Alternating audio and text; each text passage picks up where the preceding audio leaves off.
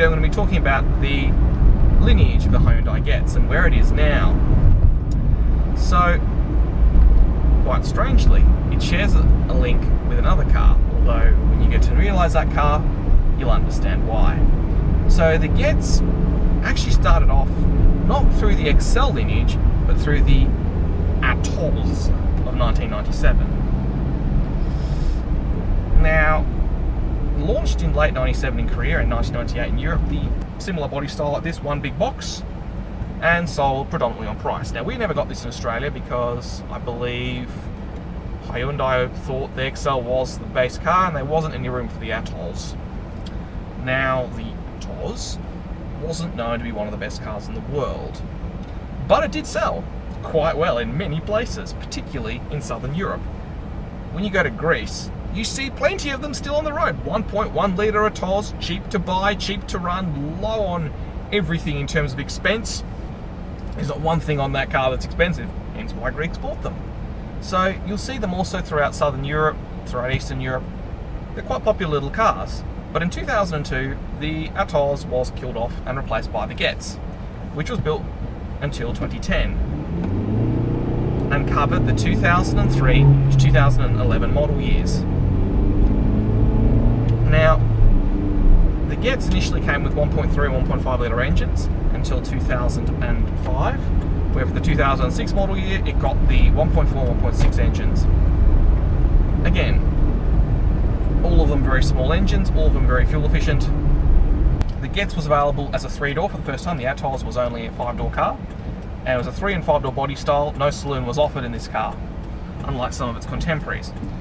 Now, the Getz originally in Australia was quite expensive. They priced the base Getzes at $17,990 and the highest ranged FXs at $22,990, although Hyundai quickly got the message that that wasn't going to sell so well. So in 2003, the Getz had a price drop. The base GLs, you're talking $15,990, and the XL $16,990 for 3-door and 5 doors at $1,000 each way, and automatic again at another $1,000. So Hyundai was on a bit of a winning formula, and then they started pricing these things lower and lower and lower.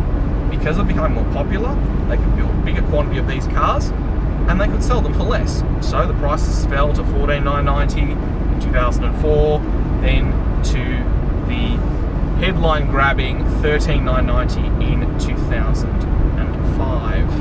The base 3-door Getz was $13,990, drive away, no more to pay. Just the same price the old XL was. Base model XL, $13,990, drive away, no more to pay in 2000. 5 years later, 3-door Getz, same deal there. And that's what sold these cars, because Hyundai dealers were selling them cheap.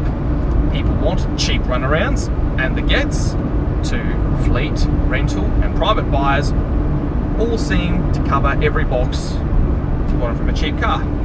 Now, in 2009, there was an update for the 2010 model year that included ESP and curtain airbags, because safety feature-wise, these things didn't have anything much to write home about. In fact, ABS was only an option on the base 1.4 until 2009. This one here doesn't have it. Yes. In the late 2000s, you could get a brand new Getz off the showroom floor without anti-lock brakes. Yep. Pretty stupid, isn't it? Now, not to say others didn't have ABS as standard. The whole Barina, same deal. Base Barinas didn't have ABS either. Again, kind of stupid considering who was buying them. Mostly young drivers. And again, the extra addition of anti-lock brakes probably would have helped them quite a bit. But I digress. So the Getz lasted until 2010. But Hyundai Australia, like with the XL, built a massive quantity of cars, ordered a massive quantity of cars from Hyundai Korea, in the back half of 2010 to continue sales throughout 2011 as the new i20 came in, which was more expensive and a bigger car. So Hyundai built a big quantity of cars like they did with the XL. These lasted until mid-2011, and they built all of them in the back half of 2010, November, December 2010. Most of them were 5 doors, and they were optioned up, basically 1.4, 1.6, sold cheap, and again, it was a good seller. When the i20 came in, it was a bit more expensive. So it came in the i20 at $15,990 for the base 3-door. So the Getz was continued as a value model for 2011. And the i20 basically replaced this. Although i20s in Australia came built in from Hyundai's Chennai factory in India, whereas all our Australian Getzes came as Korean cars. Now there are still different Getzes, different factories produce the Getz. A lot of them did come from Chennai in Europe. So you always have to tell the difference between Korean and Indian Getz is the VIN number. K for Korean, M for the Indian cars. So the i20 came here, and again, proved to be a little bit of a slow seller to start off with. Although again, once the Getz was superseded, i20 prices dropped to $14,990 for the base 3-door cars, and they started selling. Once the Getz went away, these things started selling quite well. Although the split between manual and automatic started to go in the way of the automatics, because back in 2007 when this was made, if you wanted a base car, many people accepted the 3-pedaled 5-speed option, but 5 years later the manuals became less popular, and then in 2015, when I believe it's almost like it was an overnight change, doesn't matter what car it was, once it had a 3-pedaled option, it became an unsaleable car, which unfortunately summed up a lot of these cars. These base model manuals became very, very hard to move. But the i20 was superseded here. In 2016, the i20 was basically deleted because we had the Accent, and Kia was launching the Picanto, which neatly brings me on to the Picanto Getz lineage. You see, the Picanto, the original one, shared the same running gear as the Atolls, and was aimed as a cheap model based off it became from the Atolls. There was the Picanto and the i10, which came afterwards. Again, same cars, same base little cars, sold cheaply to sit below the i20. So the Getz in many ways was replaced by the i20, but price point wise was actually replaced by the smaller Picanto, because it offered the same sort of thing, albeit for a bit more money. Picanto started originally at $13,990 in 2016. Although, Picanto started originally at $15,990 in 2016.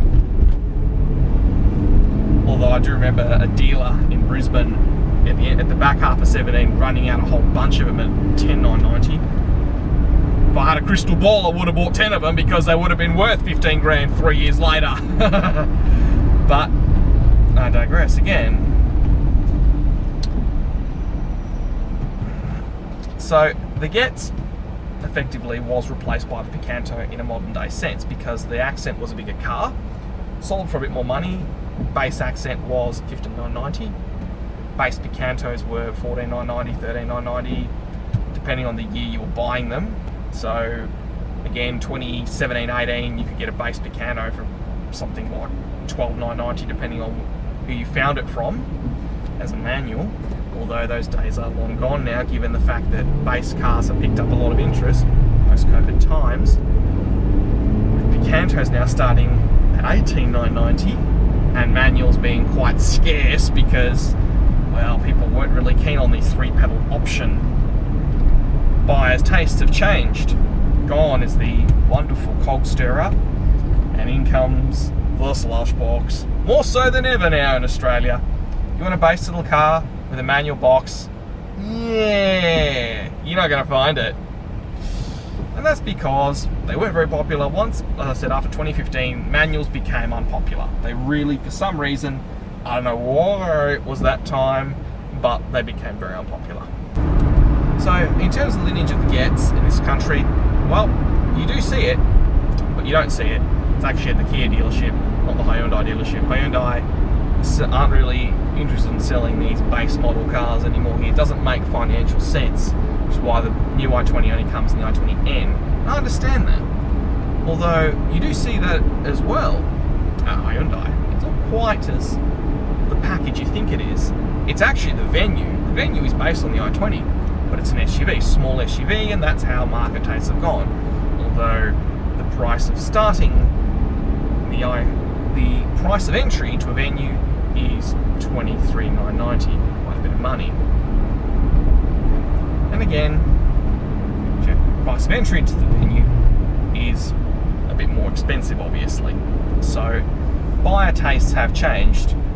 No longer is the base small car that's just almost like a four-wheeled motorcycle with a few features on it going to appeal. They want all their Bluetooth connectivity, all their safety features, which in my eyes actually make the car less safe because they're more of a distraction. And they want something that is, of course, an automatic, unfortunately. So it's interesting to see how this car, the lineage of this car, has evolved from a base model, bare bones car, which to many was a cheap little runaround, to more expensive cars that offer a similar package, albeit with more features on them.